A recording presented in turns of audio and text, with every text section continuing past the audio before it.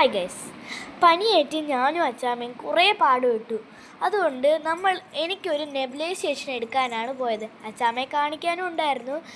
അപ്പോൾ നമ്മളിങ്ങനെ പോകുമ്പോൾ ആ റോഡിൻ്റെ സ്ഥിതിയാണ് ഈ വീഡിയോയിലൂടെ നമ്മൾ കാണുകയാണെങ്കിൽ എത്ര ദയനീയമായ സ്ഥിതിയാണ് ഗൈസ്.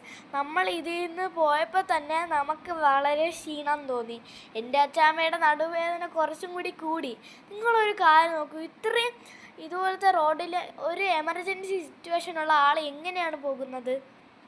നിങ്ങൾ ആലോചിച്ച് നോക്കൂ. ഒത്തിരി പേര് ഈ ഹോസ്പിറ്റലിൽ സഹായം തേടി പോകുന്നു. പക്ഷേ ഇങ്ങനത്തെ റോഡാണെങ്കിൽ അവരെങ്ങനെ പോകും? അപ്പം ഞാൻ പറഞ്ഞുതരാം.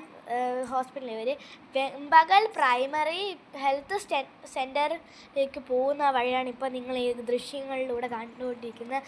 മാക്സിമം ഈ വീഡിയോ ഷെയർ ചെയ്യണം. അതിഥികൾക്ക് എത്തുന്നത് വരെ നിങ്ങൾ ഈ മാക്സിമം ഷെയർ ചെയ്യണം. ടാറ്റ.